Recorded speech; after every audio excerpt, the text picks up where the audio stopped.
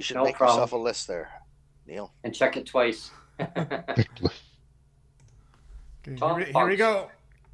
Hello, everyone, and welcome to Canadians with Disabilities and their Allies. My name is Brent Frain. I'm the host. The show is also known as PWD Allies Podcast. Check it out on your favorite app. Today is the day that we talk about why governments hate disabled Canadians. Well, let's not use the word. Let's not use the word hate. Or maybe not the word hate. Let's just use the word dislike. They dislike disabled people because I know. Or have a disdain for. Yeah, I mean, I actually heard in our parliament in Victoria that the finance minister said that no party wants to deal with poverty. Yeah. Like really? Like, why wouldn't you want to deal with poverty? No government wants to. Now, I know in British Columbia, we have an election coming up in October of this year, October of 2024. Now is the time to actually show that you actually do care about your citizens in your province. Rather than waiting to drop the writ and say what's in your platform or what you are going to do, how about do it right now and actually say, this is what I'm going to do now to lift people out of poverty, at least up to a standard of living, so that people can actually afford to pay for their high market rent, the cost of living, be able to have accessible transit to get to and from the communities where you go to. There's so many topics that we could dive into, and that's what we will do today. We'll dive. And just before we get going here, I just wanted to set the stage as your producer. Like, let's roll the clock all the way back to the very beginning when you first approached me for the whole podcast, Brent. Remember? Mm-hmm. And you said, "Can you please be my producer and editor and of the because it was originally on Twitter Spaces, we know, and right when you approached me, I thought, well, I'm game for it. But I said, I remember we talked about this back and forth quite a bit. I said, I'll only do it if we can promise that we're gonna have fun with it, and we're gonna inject some fun into it, right? Because remember, I told you quite a few times. I said I don't want to do this if all we're going to be doing is bitching about government and complaining all the time, because nobody wants to hear that, right? So that's the my whole point of being the producer and agreeing to the whole thing is I wanted to show that it was, I mean, there's times to bitching and complain, but the reason why you do the breaking with Brent, and the reason why you do the travel segments, and the reason why I do the food reviews, and the reason why I involve my son in the gaming and all the rest of it is to show all the slice of life stuff, right? Mm-hmm. And we talk about lived experience all the time. So that's why, the whole channel that we've set up, or, we've kind of created this whole thing together. The whole reason why I did it this way is to show a real slice of life, a real kind of three-dimensional look at disability. So it's not just about us getting together and just bitching, but having said that, like I said, there is a time when you have to be kind of pissed off. Exactly. So if you look at the thumbnail that we're going to be posting today, I've got the Spider-Man meme of all the 8 Spider-Mans that are all pointing and saying like this, and it's like that's what it feels like with the two governments. You got the provincial government on one side and the federal government on one side, and everybody's pointing at each other, and nobody's helping us. Nobody's helping the disabled, right? They're all saying, "Well, you do it." No, they're going, "No, you do it. No, you do it. No, you do it." Right? And it's just very insulting. And because everyone just keeps saying, well, no, you deal with the issue and they'll pass the buck back and forth, and then nothing ever really gets done. Yeah, and so I'm just, as your producer, I'm admitting here that I actually don't like it when that if we sensationalize something, or I don't want to just create clickbait.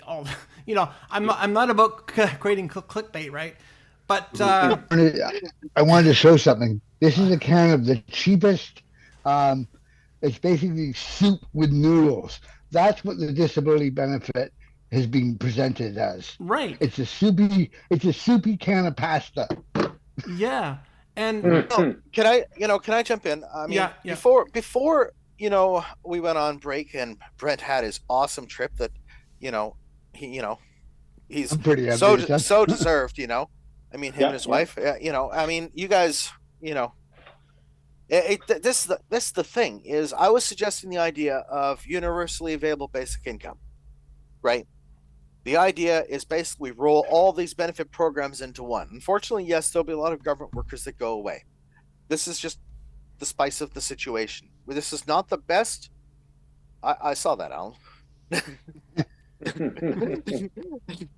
I mean, look, I understand that, when we look at this is, yes, we are talking about affecting people's lives on two sides of this if we were to go with this type of program. The people that are employed, and these people are also making very good money to pay into the tax base, right?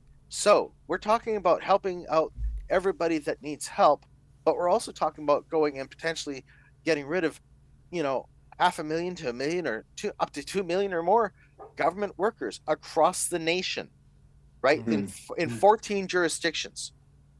This is not a perfect plan. It's kind of like we're playing a patchwork quilt to undo the damage that's been caused and created by all of these programs, right? Mm-hmm. And this, so all of a sudden we're going to be making these people that have a specific job skill, for example, that is only a job that works within a government job setting that was there, that would no longer be there. So these are people that would end up either having to go figure out something in the private sector, or we'd have to go and help them go back to school, right? Or if they're old enough to look at retiring, and this is the thing, is when we look at these ideas, we have to look at the positives to it, and we have to look at the consequences, and we have to be honest on both sides. This is not going to be a perfect solution. This helps everybody over here, but it harms all these people over here. And unfortunately, we're caught between a rock and a hard place, because the way the system's been bloated over the years, it now comes to a place where we have to take a look at this from a honest point of view and say, there is no perfect solution here anymore. We're not in a perfect solution situation. We're in a situation where we're going to have to say, we need to help people. We also need to go and re-educate people, and we need to help people that want to become self-employed or become employed, and stop getting in their way. I mean, there's a lot of people that are on disability that could work a part-time job, but don't, because they have a fear of being harassed and thrown off. Well, they disability. can't find it. I mean, I'm on that trajectory where I'm trying to find part-time work, and part of it is definitely that, but the other part is the landlord sees the resume of someone who's disabled, and he's got a stack of resumes of people he doesn't have to accommodate to. Which pile is he going for? Well, exactly. Right. Are you going to worry about having to accommodate someone with a disability, or are you going to go and just hire somebody that you don't have to worry about? You can say, here's a job, go do it. Right. Well, yeah. And you know what? Sorry, just considering that like 80 or 90% of the jobs in Canada are provided by small business. As a former small business owner, employer, I had a few people working for me. I would choose, I got subsidized to hire people with disabilities, but had the subsidy not existed, I wouldn't have done that. I mean, I would want to, but reality is small business, you need everybody to wear many hats. You can't afford to accommodate. So that limits us to large employers like governments and banks and and I've done all that. I've done government. I've done banks or self-employment. Or self-employment. And a lot of people self-employment. A lot of people that are disabled. It's like, for example, you take a look at what Neil and Brent are doing with his podcast. This, if it was making money, if it was monetized all the way through, right? If there was a sponsor for it, if whatever, and it was making good money, right? You'd have Michael Bublé. You would have. Yeah, where are you, Michael? Come on, you would, right? You'd have two people here that are employed, right? We should be talking to Kraft Heinz, because we all eat Kraft dinner. That's all we get. There you go. Actually, not even the real Kraft dinner if anymore. I had $1 million. Yeah. So what I'm saying is, if if there was a way for you guys to be able to go and get this, be doing something, right? Now, if the poverty issue was solved, then what, right? What would the podcast morph into if this was solved for people that are disabled and disabilities and welfare and disability? What would the podcast turn into? So hypothetically, if these things were solved, what would you do? Would you still have a podcast, or would you go and do something else? We would just abandon everybody. I don't care. Right? Because well, that's the thing, right? Is what I'm trying to say here is within an idea of when the government gets out of the way and gives people the ability to go and start doing things without having to go and look over their shoulder and have to ask permission and beg permission, then, like, for example, you two guys would go and say, okay, let's do something bigger with this podcast. Yeah. Right? Let's do something bigger. You mean, this is the thing, is when it comes to solutions, we have a government that goes and says, here's this much. Yeah. Right there. Yep. Instead of going and saying, here's the whole thing. And the important thing is only some get this much. Yeah, Not everybody gets exactly. this much. Yeah, It's like this group over here maybe gets this much. Maybe this group over here gets this much, but not everybody. That's that divide, right? Because it's like, here, you can have this. It's all this divide and conquer bullshit, right? Of like, and I don't like it how the social assistance system is set up. Of like, let's play PWD against PWD, and like, you deserve this, and you don't deserve this, and it's like saying, well, you've got RGI housing, you've got market housing. You choose to have market housing, but you don't want to have this. Well, if you want to have this, you need to go on a waiting list, and then you need to be homeless in order to get that. It's like, well, why would a person want to be homeless? Yeah, it's your fault. It's your fault that we're not giving you RGI housing or any kind of subsidy. It's your fault. Right, or better yet, is like instead of having RGI housing, being able to go and say, okay, we're giving you enough money that you could actually afford a loan for a place that you could own. Right. Exactly. And in 15, 25, 30 years, whatever you pay it off, you could get married, you could have kids. You wouldn't have to worry about the government being over your shoulder going, oh, you decide to move in with somebody? Oh, they moved out. Oh, you're clawing you off. Yeah. We're cutting you off. Yeah. Sorry. I mean, so this is where, when I look at it, what I'm suggesting with UABI is not the perfect solution. Mm-hmm. It becomes the only solution that is making itself being left as an option to go and solve the problem that they've created. Well, again, though, Brent, like, I just wanted to quickly go back to, because we had Mike Morris on just before you went. It was like the day before you left on your train. We had him on as a special emergency broadcast thing about the CDB, and that was when I kind of spilled the beans over you. We both did about the fact that you had the insider information for 6 weeks. You had been sitting on the idea that you got insider information from it wasn't just like some crackpot like hey, I got some news, this was a legit source, a trusted source that was like high up, well connected in inside the government circle, and this person came forward and said, I have insider information that I believe that the CDB is going to be released this July 2024, not next July, but this July 2024, and that it's going to be poverty level support.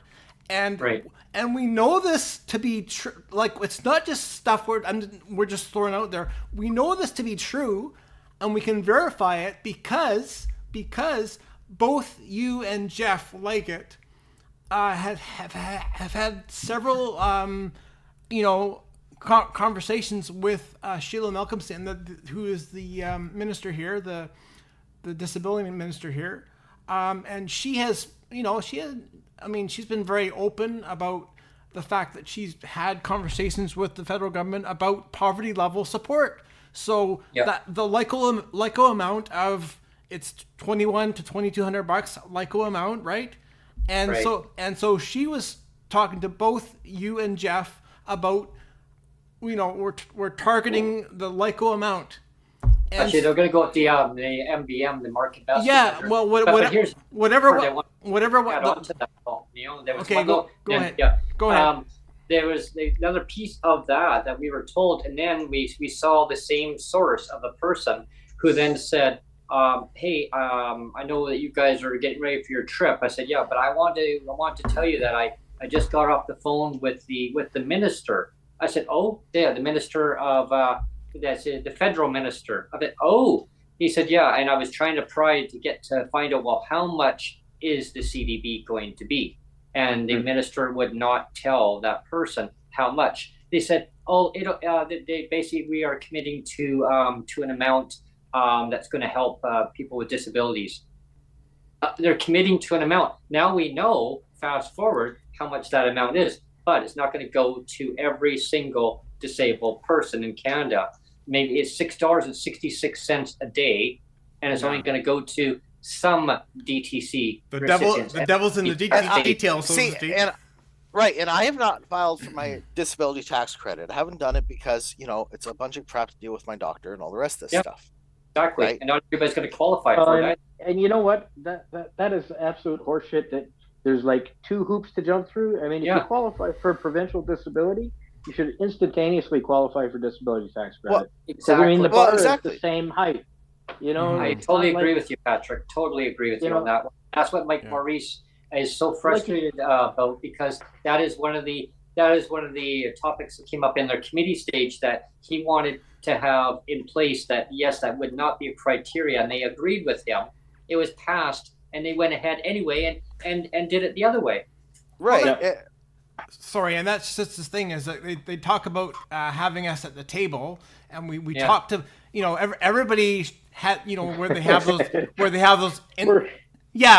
have those impact statements, and they said please make sure there's no clawbacks. Please make sure it's not tied to the DTC. Please make sure it's at least poverty level support. So we were promised for 4 years. For 4 years, we were basically promised this is going to be minimum poverty level support. I mean, it's not wasn't stuff we were making up that the disability community was making up. We were trusting that what the government was saying, when the government was saying this is going to be transformative, it's going to be poverty level support, historic poverty level support, and what do we get? $200.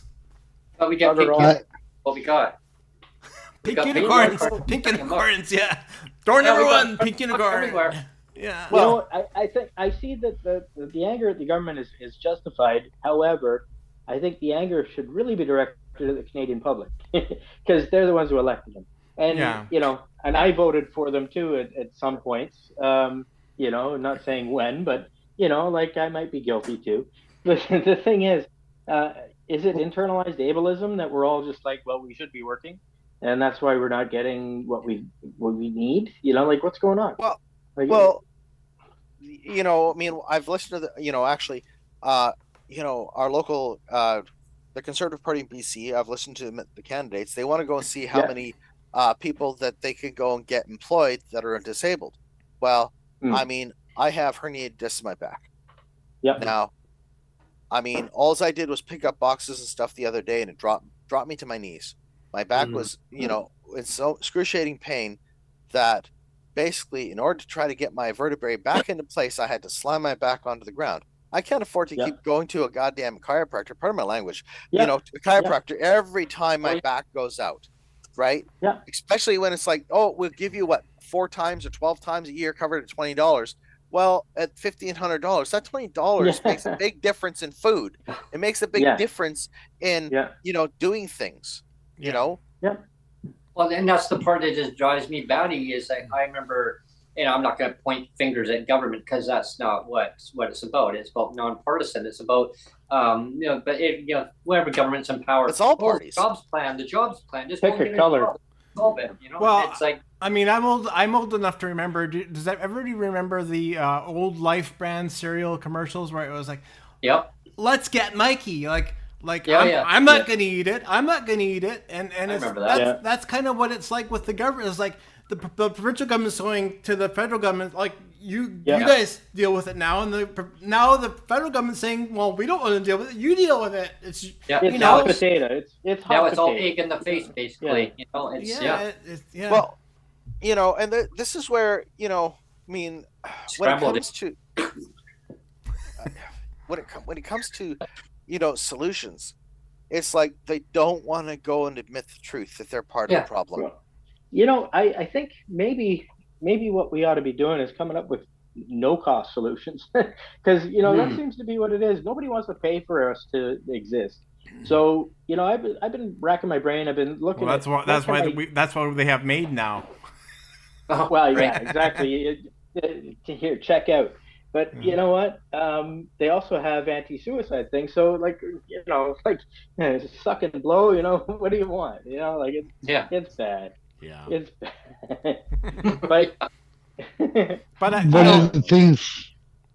Sorry, sorry. Again, I mean, when people look at the thumbnail for today, you can kind of say that I puked up a thumbnail, but it was basically like sometimes you have an emotional reaction to something, and again, like I don't like to sensationalize things. I don't like to make things clickbaity or anything like that. But sometimes you just have to have an emotional reaction to something, and so this show and the thumbnail that's accompanying it is basically. I puked it out there, and it's like some people are gonna appreciate it, and some people aren't. But the whole point, though, again, I think we're speaking for the whole of Canada, like the disabled across Canada. When I say that everybody felt like they got a huge gut punch, right? I mean, the idea a little lower than the gut, actually. Yeah, exactly. And nut shot, you know. And it's like again, this whole thing was promised for 4 years, and it feels like we got strung along, and it's like, oh, surprise, you know. And then we got the rug pull. And the bait and switch, as I called it on the last podcast, so bait and switch rug pull. It's like, oh, you thought you were going to get poverty level. Oh, big surprise. You know, here's curtain number 3.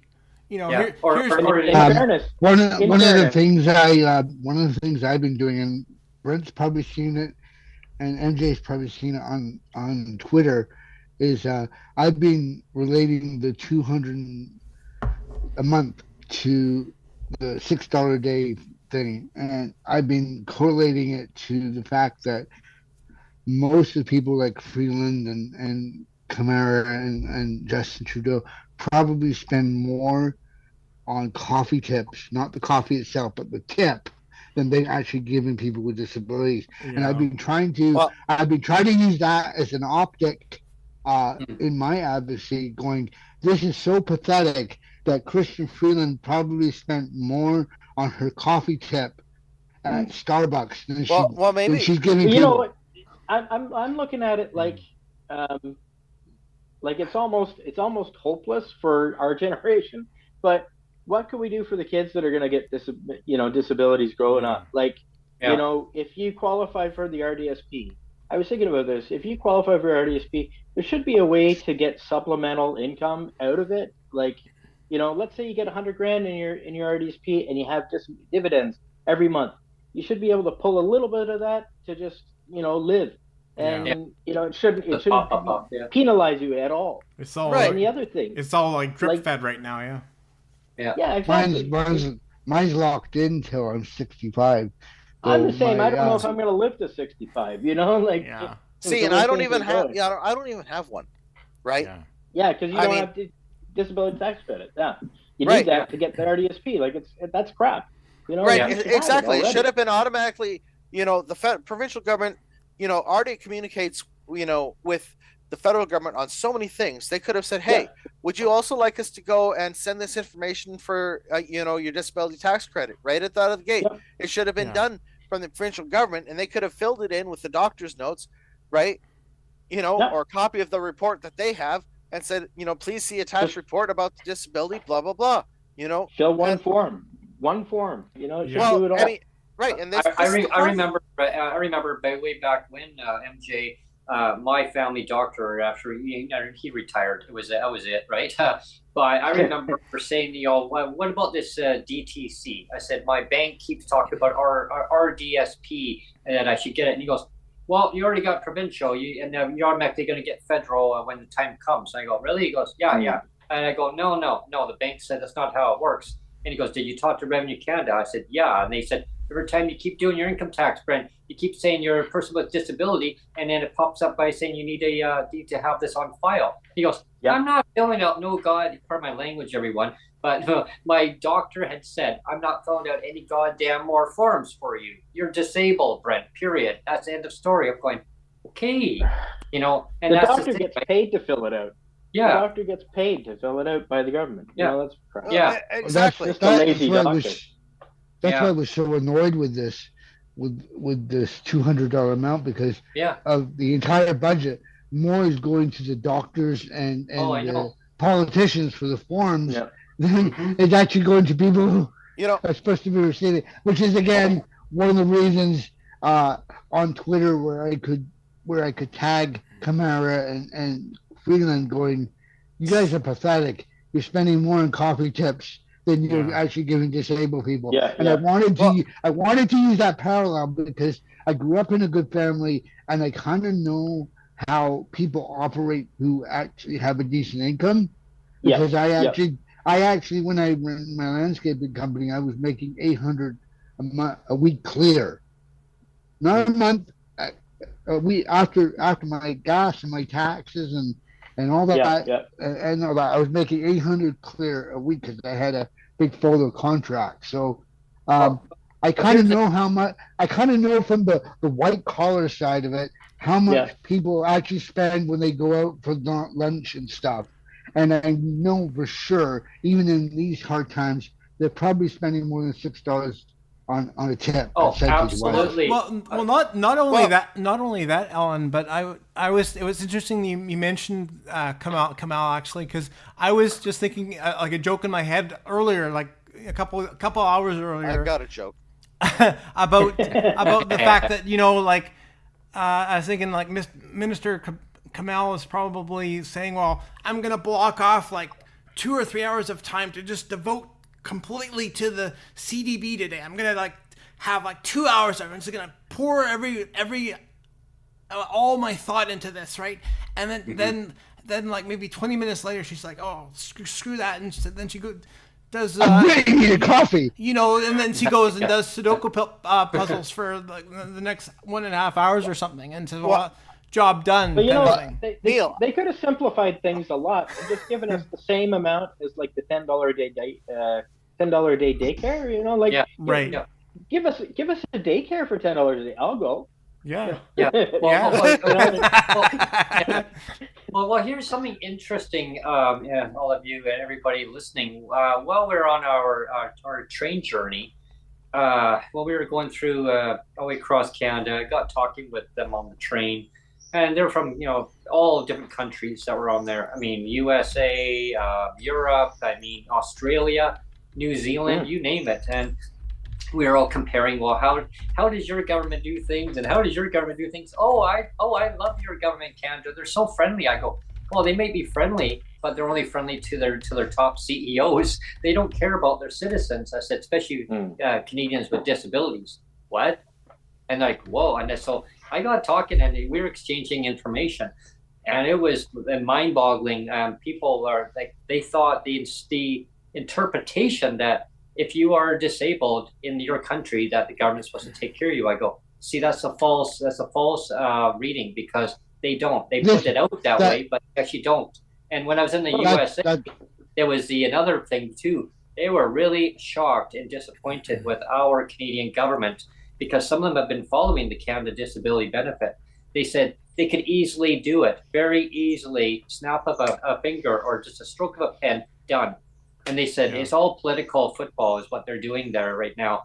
And that Brent is the reason I was using the the coffee tip analogy was because I know people, especially when we were doing DERB, how quickly that was trending everywhere. I thought if I could get the whole $6 tip analogy to trend, by doing PWD and PWD Rising and Carla's tips, freelance tips. Well, I thought I could because I knew that a lot of people that use social media that aren't disabled, and I thought if we could pull the curtain back and going, it's that little dude behind the curtain running the machine. And if the non-disabled community could go, hey, wait a minute, you telling me that disabled people aren't being taken care of and that they're being sandbagged? Yeah. I thought if I could get that group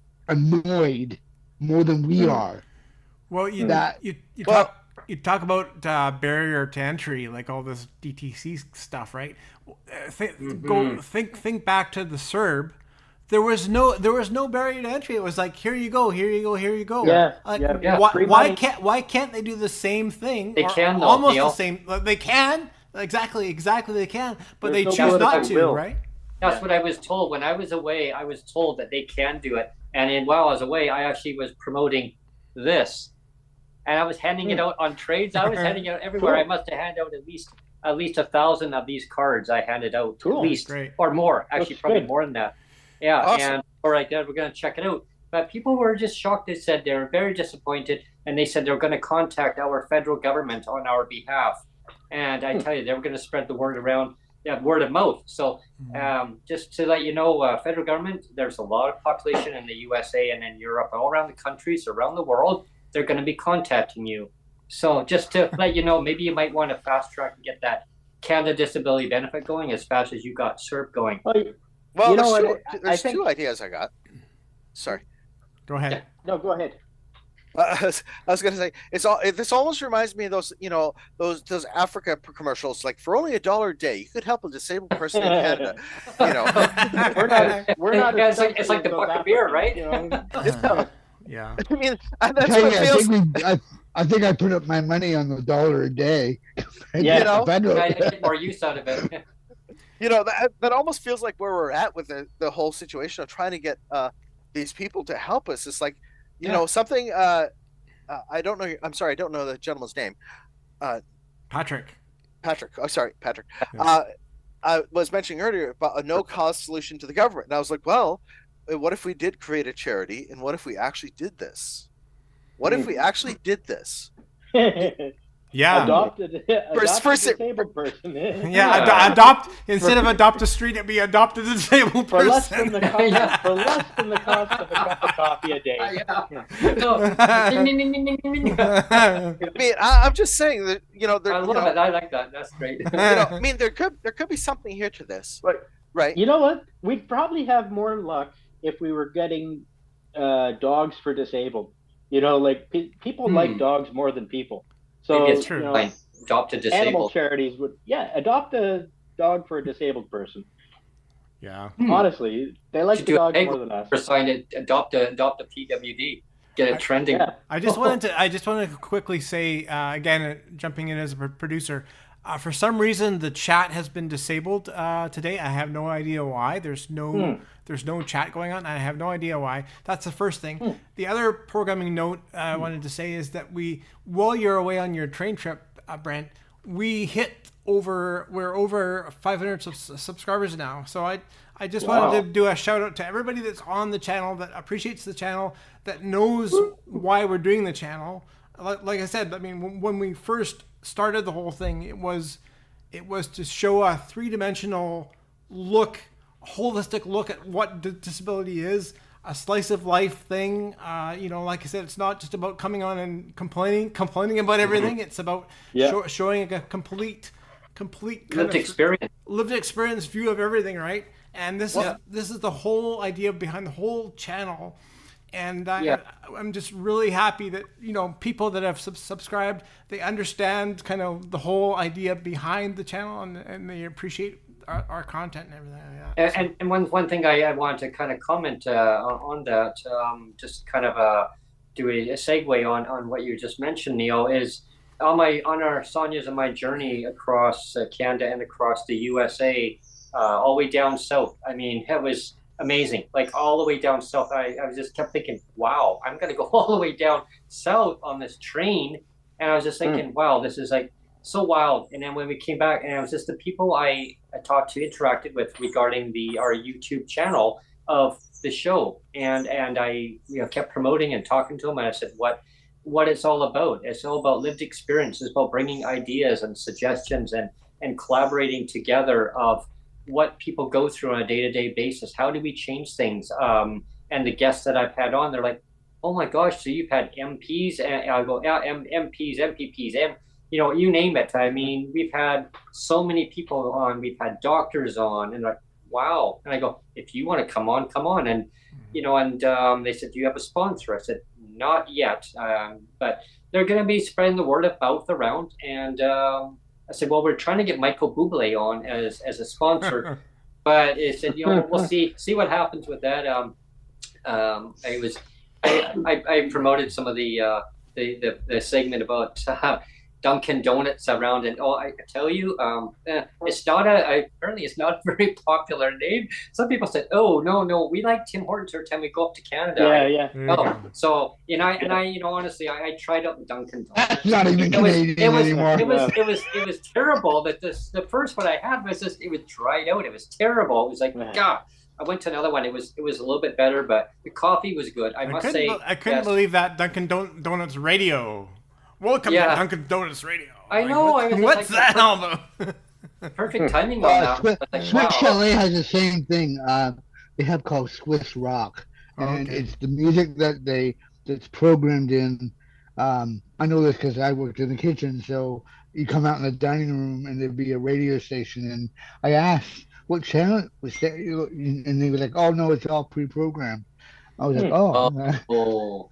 Well, we were in what station was it in, Sonia? Was it? No, I think it was Chicago, about the Dunkin' Donuts. We were looking around, and New York, and we were looking around for Krispy Kreme, and it said that they had a Krispy Kreme there. So I kept asking people. No, that was Chicago. Or was Chicago? Okay, sorry, so many stations. So I was asking around, is there a Krispy Kreme? Because I wanted to try the Krispy Kreme there, and they're like, no, we have a Dunkin' Donuts. Well, apparently they took over for them. I thought, oh darn, I was so disappointed on that. But good experience. It was a really good experience.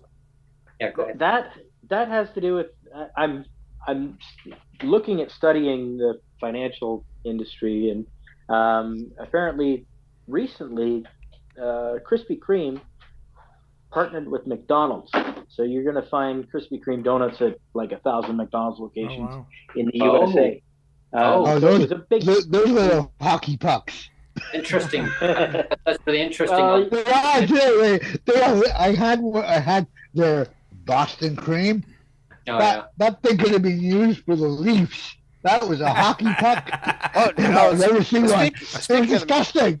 Speaking of the Maple Leafs, I was sitting there watching. Apparently, the GM got fired, and he kind of went off the deep end there. Yeah, I saw that. I was gonna do a shout out to Brent, because when you were in Chicago, the first thing I think of was that movie that Harrison Ford did back in the 90s. I forget what it was called. The Fugitive. Yes. Oh yeah. And there were so many scenes where Brent was walking around filming like the buildings. I'm going, yep, seen that. Well, Ellen, like we got there, and we got to Washington D.C. and there was a lot of freight traffic. There was a stalled freight train in the middle of the night. I didn't know that, and I remember the train stopping. I was sleeping. I was like, woke up. I'm like, we're not moving. It was quiet. I thought, okay. So I get a text alert on my phone automatically. My phone goes ding, and I was like, and which I must tell Amtrak, like, thank you so much for all the updates. But my phone kept dinging. And I'm looking at it. It says something about alert. There was a delay. So by the time we got in the morning, they said, okay, well, you're only going to have an hour and 15 minutes in Washington, D.C. To me, it was no big deal, because I was like, okay, great. I was going to snap some photos around, done, and then get back in the lineup and go to our lounge. But when we got to Chicago, we actually had an extra 35 minutes. We got there early. The train made up time. It was just howling along fast. And so we got there, and so I got to explore around. Sonia was like just so amazed with Chicago, looking around, and she went to her store. I went to my stores, and yeah, it was kind of. But didn't get to see the dam. No. From the future. No, but I got the river, and I got the boat going by on the river. We should have had footage of you going over the dam, Brent. Yeah, I should have. That was cool. Where were the hot spots for the fugitive? What I should have used the parachute, came down on top of it going. I'm disappointed. So, I thought I was going to see Chicago fugitive hotspots. So when it comes to solutions, it's like, I'm one of these people, I love to throw out ideas, right? And something I mentioned before, Brent, when on vacation, was the idea of, okay, what if all of those people on disability said, let's create a political party, right? And how many votes? 1 in 5. Yeah. Right. How many votes would we potentially take away from all of the major parties? Huge amount of votes would be taken away. And I'm sitting here wondering, is it worth it? Is it worth seriously considering this and doing something? Because it's almost like a filibuster or whatever you call it, right? If you did. Well, even if we were to pull in maybe 20 seats, those 20 seats are enough to go and sway the balance of power. Take a look at how the NDP has swayed the balance of power. You take a look at how the Bloc has when they were smaller. You take a look at, all of this. And, frankly, to me, it just seems that when it comes to the interests of Canadians, there's no party that's actually out there saying, hey, we're interested in only the interests of Canadians. We're not interested in going and dealing with these, handing money off to foreign governments. We're going to put this into helping Canadians first. What a novel concept. Well, the last time they did, a nation did that, they ended up going to war. Right? But, and it's like, my thing is we need to look at helping the Canadians, helping get the system going, helping the people that are disabled, helping get an industry going, getting things happening here, because we're when it comes to this nation, I mean, just because we're disabled doesn't mean that we can't contribute somehow. Yeah. Right? And there's a lot of people that are disabled that want to be able to contribute, but they don't want to deal with the wrath of the government going and saying, oh, you got a job. We're going to audit you and turn your life inside out. We're going to make you dance and jump to our tune to go and get this, comply with all of this nonsense. So you can go and keep your disability, or we're going to go and throw you off. Here's a Star Trek reference. The Wrath of Khan. Yeah. Patrick. The Wrath of Khan. The Wrath of Khan. I don't know the other gentleman's name. Michael. I don't understand about universal basic income, just, I guess, from my sort of conservative brain. Well, I'm conservative as well. But, what I don't understand is, let's say everybody gets it. Because here in Ontario, that's the difference. Minimum wage is going up to $17 an hour. And, as a result, everything's going to get more expensive. Yeah, so the thing I wrestle with is if everybody's suddenly getting $2,000 a month, whether you need it or not, is everything just going to get more expensive by $2,000 a month? Okay. Well, this is why my version has an A. It's universally available basic income. It's not required that you take it. It's if you need it, you take it. So, for example, we take all the child support programs. We take the child benefit programs. We take child support and spousal support. We roll this stuff out because here's another thing a lot of people don't understand is divorce is expensive. And this is money that people are pissing away to lawyers, that these lawyers are just vultures and just taking this money off of people. When we have criminal courts that are dismissing charges for serious crimes because the wait time is 3 years. My thing is if we deal with the spousal support, child support issue to help out, I mean, because on average, you're not getting $2,000 a month for each kid, right? Right. You're not getting $2,000 a month for spousal support, really. I mean, we roll this in. We're going to take these lawyers, the judges, the court clerks, and move them over to criminal so we solve problems over here. So eventually, what the idea is this will also put money back in the pockets of Canadians that aren't spending it, which means they'll be able to pay off their debts and so forth, right? Right. I mean, you know, how many single people get behind in their child support, for example, and the judge goes and says, "Oh, we're going to take your driver's license away." I mean, they do this. Yeah. They do this. Yeah. Like That's a level gonna of help you make an income. Yeah. right. Yeah. That's like you're making the problem worse. Yeah. So Yeah. my thing is let's just make, you know, create a system where we roll in the people, that we roll in the kids, we roll in the parents, we roll in the disabled, the unemployed, the temporarily disabled, workers' compensation people, Canada pension, unemployment insurance, student loans. Yes, we roll in student loans, right? We roll in all of these things because the amount of money that we'd actually be saving, because the cost to administrate these programs is insane. Yeah, right? way too expensive. And Right, that's I like the way that you've mentioned that, MJ, because it's a way of modernizing our way of thinking of going forward and changing things that make more sense of. And I love your viewpoint on that, like the universal available basis. Yes. Yeah, you don't have to take it. Yeah. Yeah, you don't have to. If you don't want it, you don't take it. If you want it, I would like to see something in it where, let's say you needed it for a year, right? Yeah. Or even Right. even if you were a landscaper like I was, and you're not going to be cutting a lot of grass from October till May, right? So you're going to need it during that. Is to be able to say, well, I don't need the full 2,000, but I would like to be able to put 500 aside of it. Well, into a thing. See, and like that's the part. That's the part of the thing, Alan. You're exactly on mark of what I've been thinking. Is the availability of saying, okay, well, I don't need the $2,000, but I only need 1,000, or I need 500, right? And you can choose up to the 2,000 of how much you really need, right? And then if you say, well, I only need 500, or I need 1,000, or I want to just take the $2,000 for my kids, you know, because that's $2,000 for the kids, because we're getting rid of student loans, we're getting rid of the $1 a day or $10 a day daycare and all the rest of these programs that have been all put in, because it all is going to be merged into this one program, right? That's the idea. Is this is going to be the catch-all. If you need the money, you can take the money. I was also thinking, MJ, that about like let's say you said, well, okay, I need 1,500, but I only need 1,000 to live on. Can I bank 500 of that? Yeah. Can I bank so that you could take $2,000? So that come May, I know that my equipment's getting kind of worn around the edges, and I might need to buy a new riding lawnmower. Yeah, then right. Well, you take the $2,000. It costs you $1,500 to live. Okay, you can bank that money. The government is not going to sit there and go and say, oh, you got too many assets. You know, the idea of what I'm talking about is to getting people that are even disabled to have home ownership as well, making that available to them. And the current problem here is with people that are disabled, because we cost so much money in rent.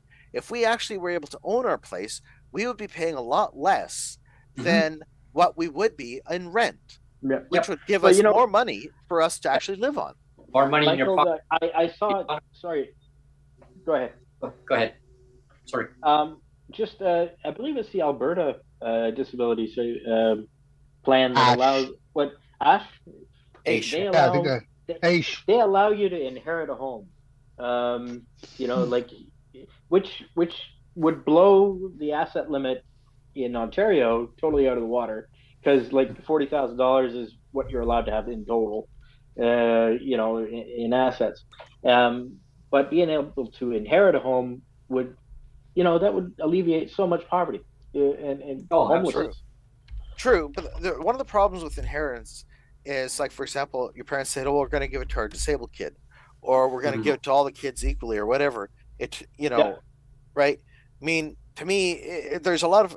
I mean, it's just one of those things that if you could own your own condo, for example, and it's a single level condo, you got an elevator because you need, you know, you're in an electric scooter, right? Yeah. And you could still go wherever you need to go, or, you know, this is why I love Amazon. They can deliver a lot of things to your door, including toilet paper, you know. Well, you don't live in my building because it goes stolen. Oh, right. Yeah, Right. you know what? You gotta fill up a box with cat crap and leave that for them. You know, like, Yeah. Exactly. Here's a bag of Yeah. volunteer cat droppings. Right on the Actually, sanitizer. I've heard of people doing that, and they ziplock it, and then they ziplock it in a bag, then they go and vacuum seal it so the smell stays in, and flavor saver. Oh, Yeah, man. you know, but you know, so I mean, when it comes to solutions, it's like the government could do all of these things. Oh, They could say we can do this, right? But when I talk about like $2,000, even that right there, that would take or that would get rid of all the administrative people that would need to be in OAS and GIS for Yeah. CPP. The CPP investment board and all that money could be put into the UABI fund. Same with unemployment, and put that in there, because the for example, you have retraining funds that are sitting there not being accessed or people can't use. It was like you don't qualify, you're this, some nonsense. Or we're spending that money on, or we're spending the money on places like Work BC and other places that really don't do crap for you, that run you through a bunch of nonsense to then go and say Ontario's the same. Right. Oh, Same with Ontario, yep. Right. Or it's like, well, you don't meet all of these things. We spent like 30 hours of your life that you can't get back, you know, and wasted wasted more tax dollars. They could at least buy us lunch while we're there, you know. Well, exactly, right? You know, and this is the thing, is all of these programs, and I'm talking like when I'm casting a wide net on this idea, I'm talking all of these programs that have been created that actually are just make work projects, quite literally. I'll patch the hole and fill it in. I contacted my worker at Notre Dame's in Ontario, and she was like, "Yeah, unfortunately," like I was like, I'm 54. I'll go learn how to weld if there's training money supposedly available. Like, I'll go do that. I don't care, right? I've got another 30 years in me. I don't mind doing a blue collar welding job or something. She goes, "Yeah, no, I'm afraid you're gonna have to get a loan for that. There's ODSP doesn't fund that kind of thing anymore." I'm like, well, how the hell does Doug Ford want us to get out and have a job? Yeah, basically a menial 2-bit job of being a janitor, which is now being replaced by janitorial robots, right? Yeah, right. Walmart has 3 of them. Walmart in Kingston, the only Walmart we have, it is one in Kingston, and it's got 3 automated robots that work around them. And I asked one of the staff, and they're like, "Oh, we're trying them out." I'm like, "Yeah, sure you are." And then you're going to get robots saying, "I'm sorry, Dave, I cannot do that." Well, when we were in New York, here's the thing. Interesting on that. Good point. There was a can you imagine there was something when we were in New York. There was a McDonald's that was there, and I wanted to check it. I just wanted to see what was, what they have to offer, and it was all automation, almost like there was no cashier. It was all those self-serve kiosks and a couple of seats to sit down in, no cashier, and it was all pick up and take out. I was like, wow. So I could see where the trend was going on, automation. Well, exactly. So, I mean, this is the thing. Feeding jobs are the next. I mean, a lot of us people that are undisabled, we're fairly smart people, and a lot of us are a lot smarter than the people that are that are working, because we have all the time on our hands. We just absorb things like a sponge and learn, right? And half of us are high functioning autistic, which is a bit of Rain Man thing going on there, right? Like, well, exactly. So, I mean, this is where I was thinking of the whole idea. This charity, $1 a day. Yeah. I'm disabled. I'm not dumb. I don't know if this will apply to everybody, but I got a worker at Employment Ontario here in town. I just recently got in touch with, because I'm tired of sitting around. I want to do something, like you say, contribute. So I was thinking, I'm going blind. So I all I have in my mind, really, and it seems I've got a knack for this investing shit.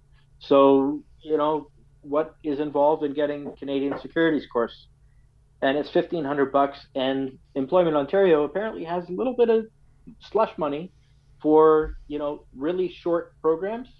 and they're willing to pay for it. So my worker said that she could probably swing it. So I don't know if it's the same case everywhere, but it's worth asking. You know, like if you don't ask, you don't get, right? Yeah. For sure. See, Yeah, because I was just reading something just yesterday. Apparently, in Doug Ford in Ontario, apparently is going to be raising rates for ODSP as of July 1st. Was it or up to what 4.5%, tying it to inflation? Like that's only like $58, and so it's renting costs going up. I mean, that's not Windfall. It's a windfall. It's like, look what we did. You know, it kind of reminds me of I heard that in October ODSP's structure was completely changing, where they were going to go by the 17 an hour, but that wasn't until October. So I don't know. I don't know. My workers are about as communicative as the brick wall. So yeah, mine. I do everything by email through My Benefits Ontario or whatever. Yeah. You know, then you get proof that you said something, and so and they did too. Well, the part that drives me crazy though, Patrick, is the government they'll go a year and then they skip a year and then they say, oh well, we give like 5 increases since we formed government and wherever whoever government. It's like, oh man, just make it predictable. Just give everybody a livable income already. And that's why I love what MJ again. I love your idea because it gets rid of all that bureaucratic stuff. It's like why do we not have enough money to provide? Brent, something I'd like to see in this channel is an open forum to each political party. Like because we're going to have an election in 25. Yep. It's going to be a federal election. Maybe Trudeau's gone. Maybe he's not. Who knows? But there should be a representative from each party, even the smaller ones.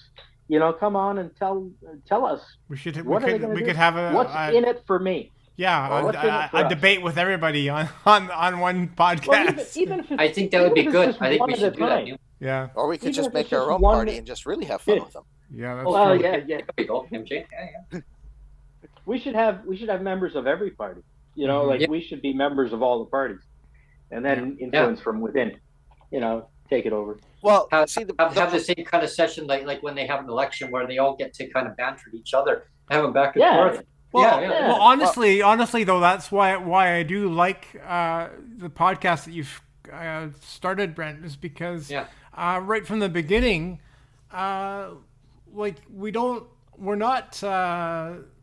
we don't just play for one side. We're not partisan. We're non-partisan, and we've had we'll have NDP on, we've had Green on, we've had Conservative on, liberal.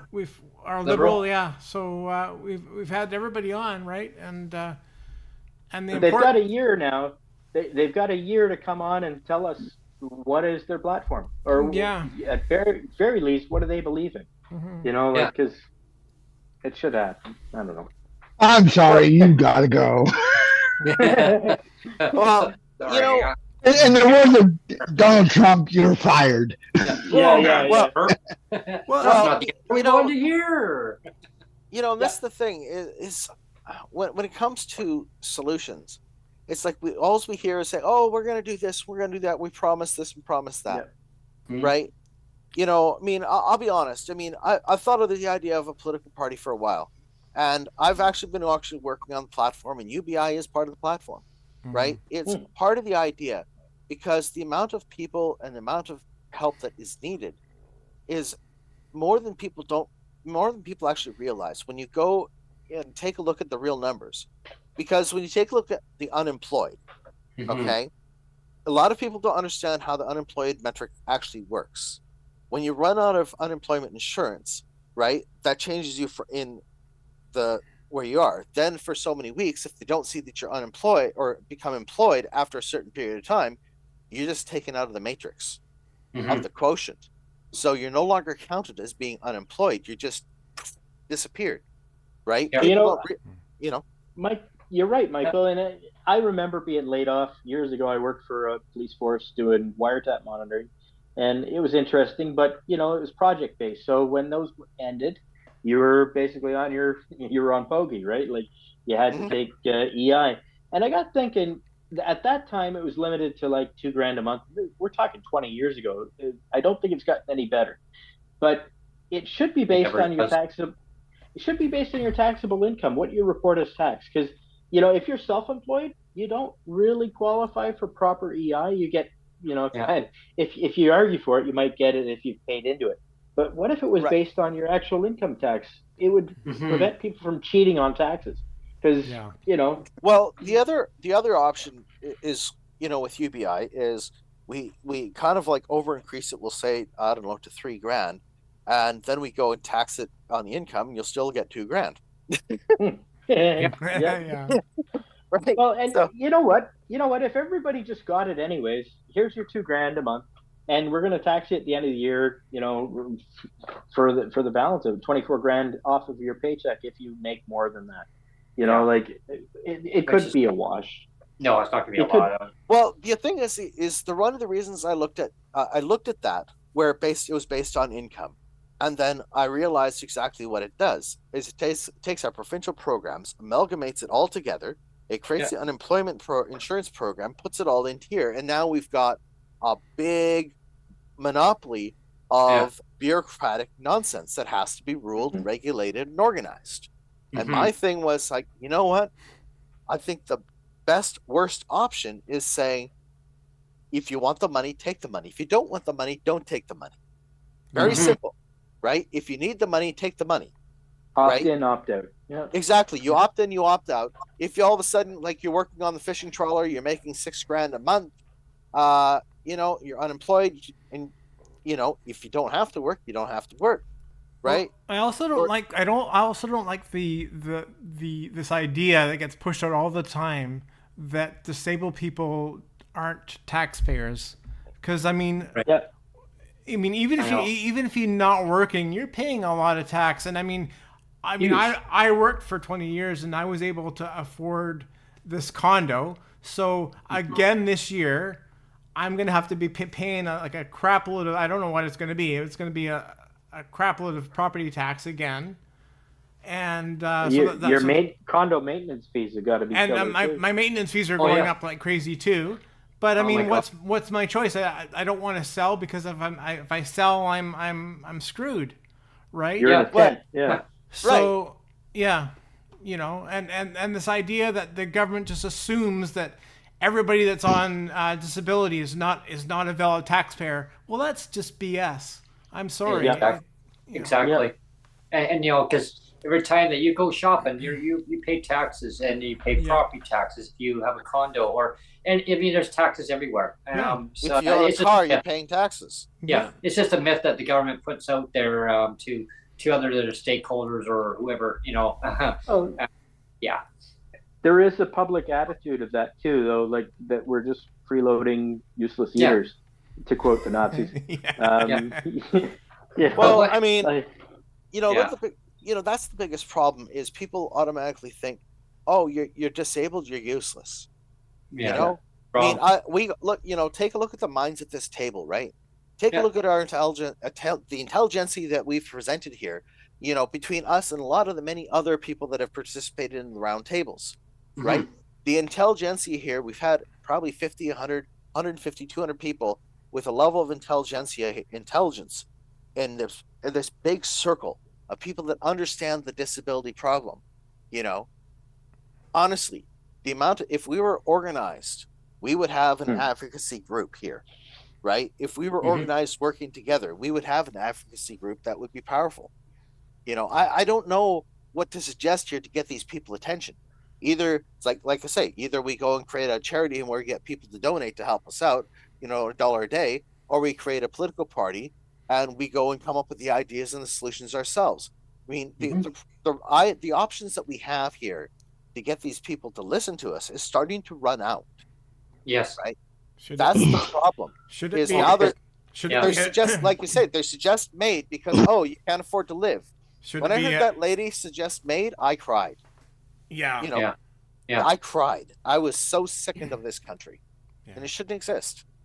Yeah, I hear you, because as soon as I heard that too, I thought, wow, is the government that serious? Thinking, okay, well, we don't want to deal with it, so here's an easy way out. Here you go. Here's really? Is that what Canada's all about? And when I mentioned when I was, I'm curious to see, did anybody Did anybody watch the recent Humor thing where Kamal was being like questioned by a bunch of people?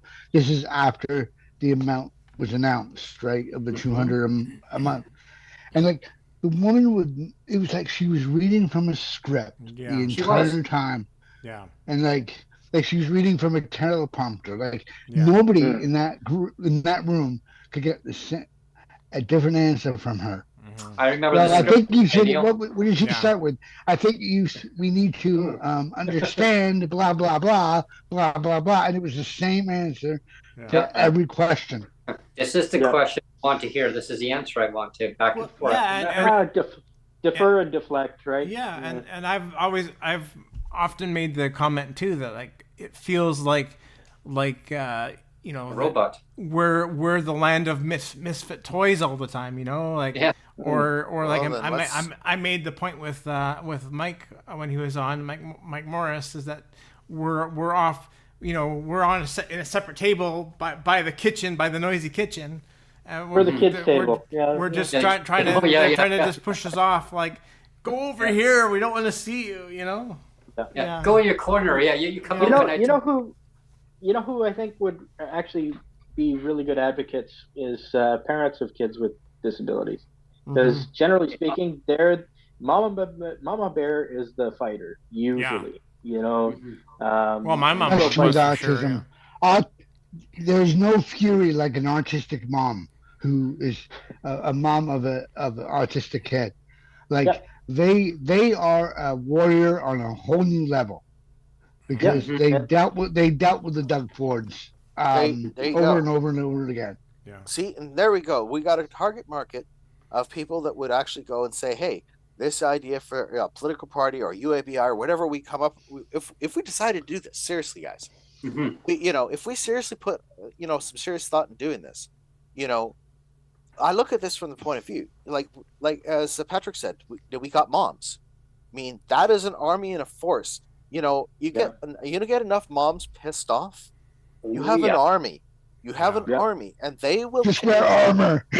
They will change the political viewpoint and the situation faster than anyone else, right? And that's something, I'm sitting here wondering, Patrick brought this up, and I'm like, hey, maybe he's onto something that we could be attaching to or bringing together or bringing into this envelope and umbrella here. Yeah, Patrick's definitely onto something there.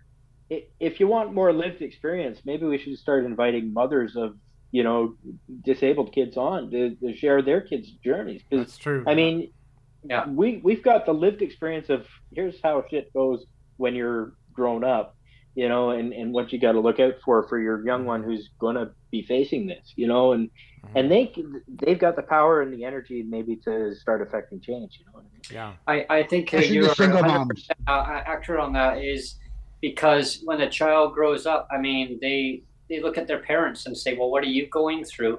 And do they want to go through the same thing? No. So how do we fix the system now? How do we create a brand new system?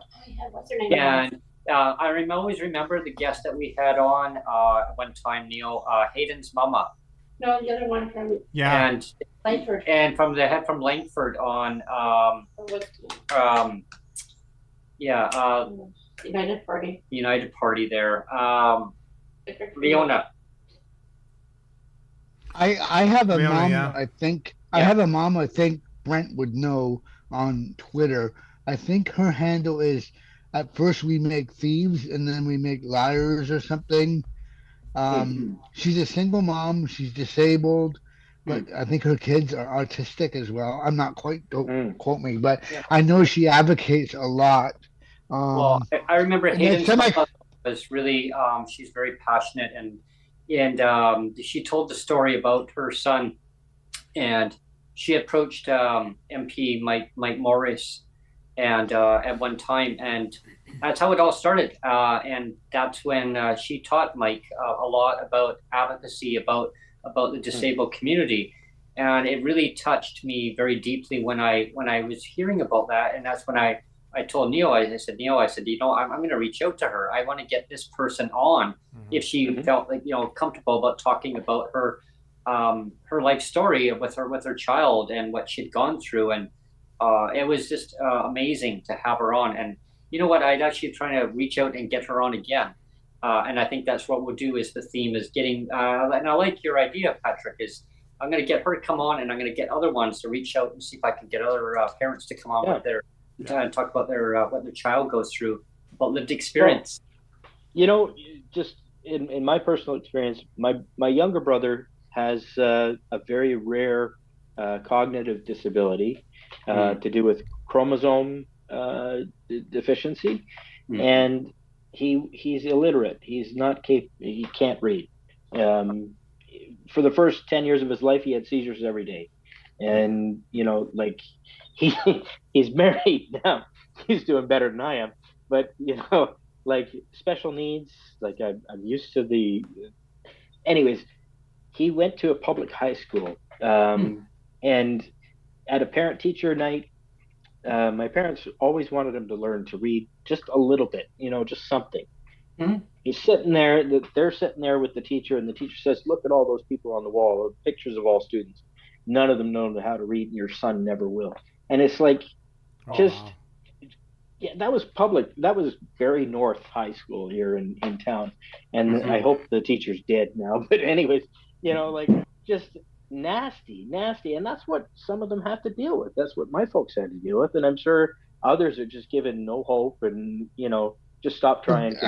And Mike Harris, not saying Mike Harris, Doug Ford I thought Mike Harris was a low peg on the wall, but Doug Ford's taking it to a whole new level. He's like he's like Mike Harris 2.0.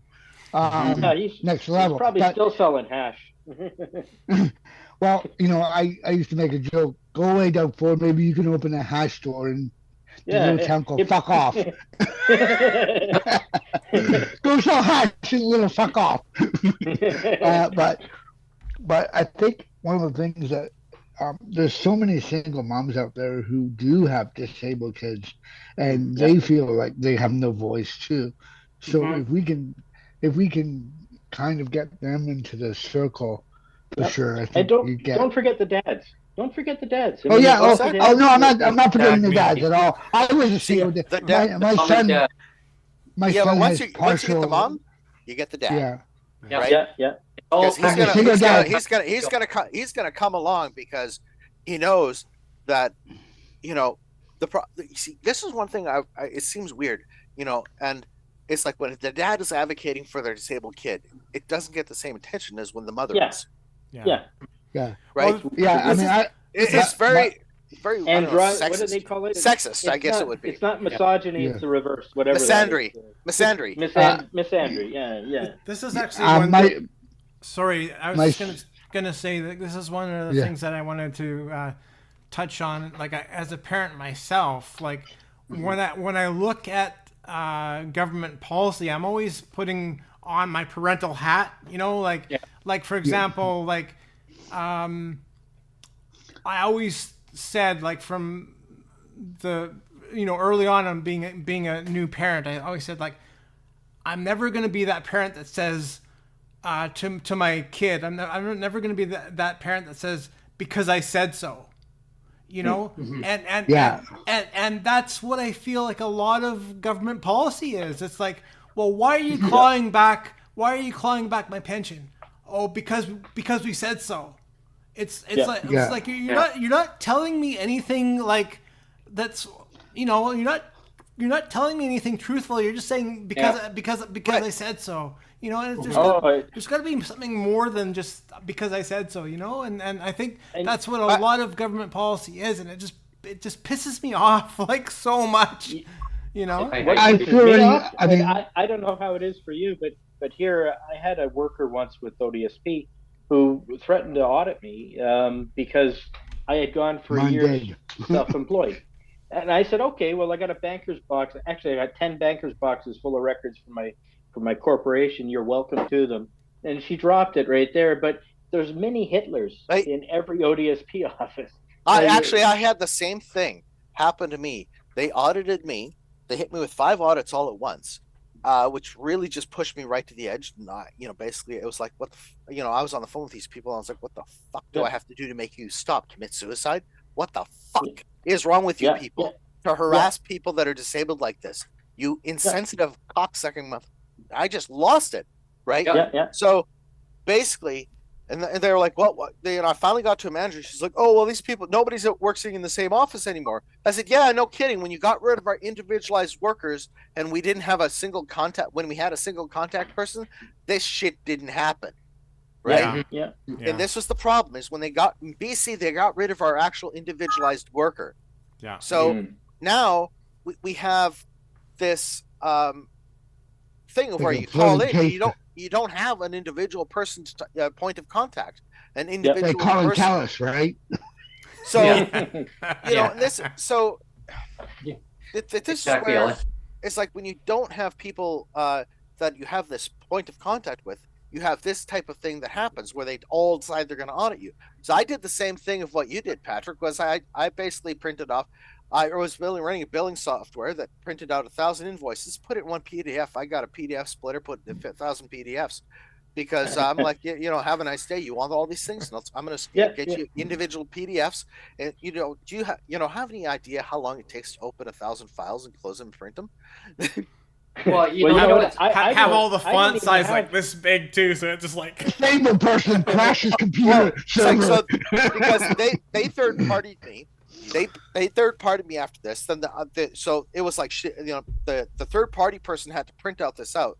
It took them about 5 hours to print all this out. By the time they got all this printed out for the welfare people, it was a couple thousand pages. And they were like, she's like, what's this? I said, this is what you want to audit me? You can do the math and figure out how much money I've made. Right?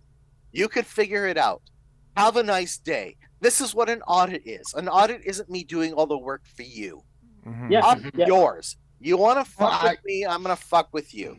Right? Here's an interesting one, guys. And they within a day of them receiving those papers, the audit was closed. They didn't do it. Yeah.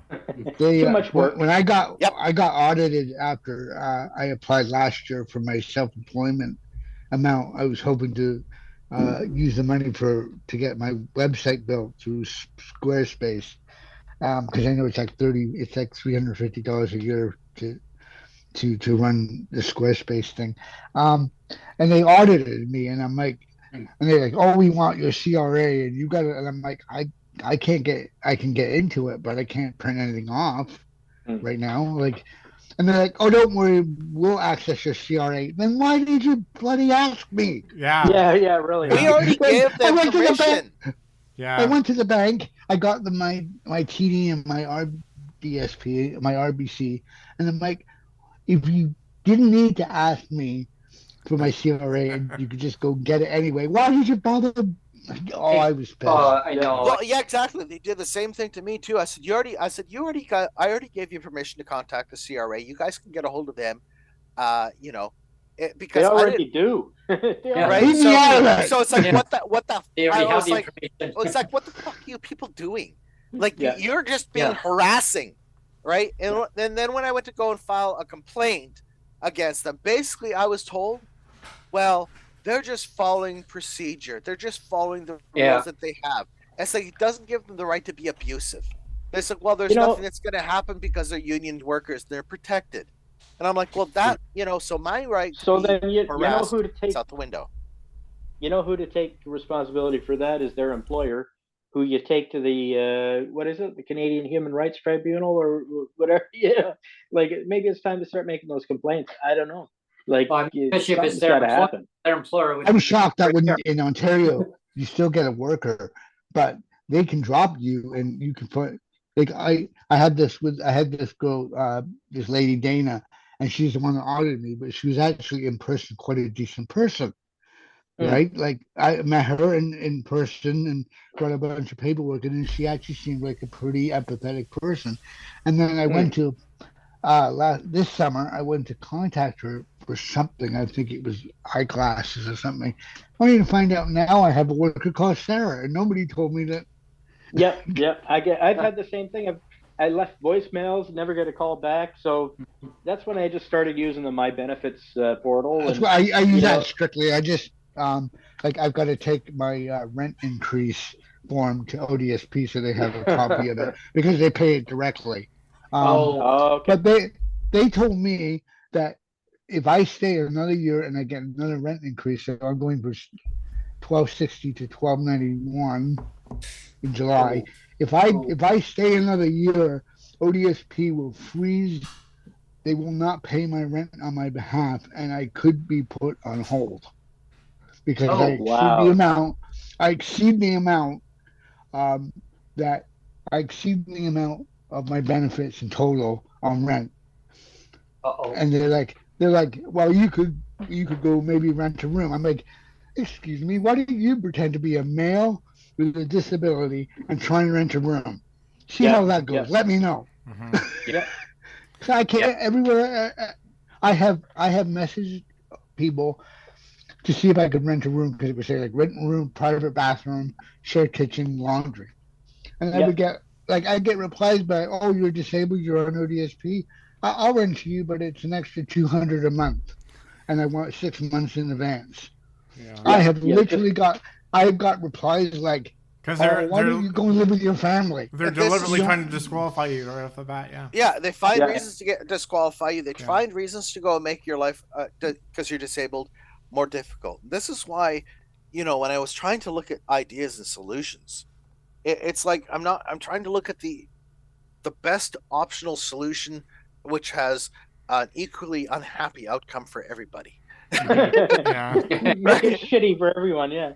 Right. Yeah. For the people that are currently employed, or they're going to become unemployed. You're right. So they're going to be on this system as well while they get retrained, or they can, And here's the other part: is you can apply for it. Yeah. Something I'd like to see. And this is kind of beside the point, I guess, but I've been watching these things about these community living arrangements that they've got in the UK and other places where it's like, they got old people, young people, they got single people, couples, they got everybody living together, like in basically a building that's like an old folks home, but it's for everybody. You know what I mean? And I like this idea. If you're single, and I do a lot too, of us who are actually. disabled I think it's great, actually. Yeah. Helsinki has that. They have apartment buildings in Helsinki where community people bring each other dinners and like, all that kind of stuff, right? Well, because you get the older people that are like interacting with the younger kids, and so the kids are getting like mentors and stuff like that. I think it's a great idea. A great idea. It keeps everybody healthier. We've kind of approached the end of the show, Brent. So I didn't know if you want to do closing comments, or did you want to go into overtime? Now another hockey reference. Go Canucks, go! Freeze. Yeah, definitely. The time always flies back so fast. We used to do that in the Spaces. We go into sudden death. 2 in the morning. We started at 8 and we're finishing at 2 in the morning. We're like into the sudden death overtime. Definitely the time always goes by fast, gentlemen, and everybody tuning in to watching this. It's always great to have the panel joining us on whatever topic we're talking about. And it's always very important topics. I mean, very important topics we always dive into because it's all about lived experience. It's all about coming together with ideas and and suggestions and also like what everybody's going through and collaborating together. I think it's so important in changing going forward and letting the officials know, the government officials know, like it's not okay with the way that the system is now. We need to modernize, and I've emphasized it even to right in front of the government. I've said we need to modernize things. We need to now do something different, go forward, do things to enhance people's lives, make things better, give people a livable income. Like none of this $50 here, skip a year, $50 there, or whatever it is, and then saying, hey, look what I did, and pat myself on the shoulder. And they wonder why they have a tent city issue. Right. I mean, we Yeah, can yeah. solve Oh no, how that happened? yeah. I mean, we can solve a lot of these things. Like, I mean, the housing crisis, and that's huge. You know, and we've got the federal government not wanting to invest into the housing. I mean, people have RGI versus market. And obviously that tells me that there's an income inequality. So how do we fix that problem? Do we just say, oh, give everybody RGI, or just give everybody enough money, or now they can live autonomy wise, they can live where they want, when they want, in whatever community, not where the government says they need to live. You know, it always reminds me, Ellen, of what you're going through right now. Like, just give people a standard of living. And I also remembers what MJ, what you mentioned, give us a base amount, like a standard amount. If you need it, great. If you don't, then like kind of incorporate all these ideas in. And I think going forward, I think we're onto something here big. Well, yeah, you know, Well, and maybe Brent, you know, like I said, you know, either we organize either with a charity, or we go political, like, or either we go big or go home. And that's where kind of where I feel like we're at with all of these ideas. It's like we're at this point where it's like, do we explode this and expand this and go big and say, let's make something happen? Because no one else in the political sphere wants to do it.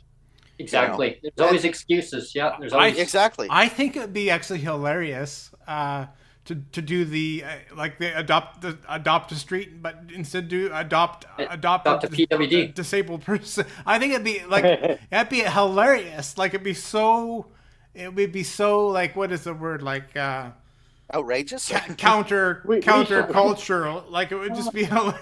I don't know. Stranger things have happened out there. Number sign. Adopt PWD. Yeah. See, and I'm up for adoption. Hey, Brent, I'm serious. Yeah, I know. We should do a casting call. And have your next breaking with Brent. We'll do an ad segment for like all these disabled people saying, "Can you please adopt me?" And we'll run it on the channel. I think it'd be hilarious. Yeah. Well, exactly. And if we made a charity, right? If we actually had a charity for this, you know, all the people that were making donations to actually help out the disabled people, you know, they get a tax write-off in the entire system. Corporations might even consider donating because, hey, they get a tax write-off. I'm just saying, there's a thought here. Yeah, exactly. For disabled people. Yeah. Well, exactly. Where's Ed McMahon when you need him? Yeah. Pancake breakfast with Doug Ford. Well, that's why I encourage any corporation or any company that wants to, you watch this YouTube channel and you believe in supporting us, like, reach out to us. Come on, Maple Leaf Foods, Highliner. There you go. I need fish sticks. There you go. Have lunch with a disabled person. Macaroni and cheese. Eat like us. Well, with a charity, you know, $1 million or $5 million or $1 billion, these corporations could drop. You know, whatever, right? And they're going to do this for a tax donation, so they don't have to pay income tax. And I guarantee you, corporations and people with money, they want to throw their money away so they don't have to pay income tax. I don't care how it is. They want to figure out a way not to pay taxes. This is another way and another avenue that could possibly be beneficial if we actually went forward with this and made a charity. You never know. Yeah, because that money goes back into it. Goes back. Resting. Alan, calm down for a second. Brent? Okay, go ahead. No, you were saying, Brent.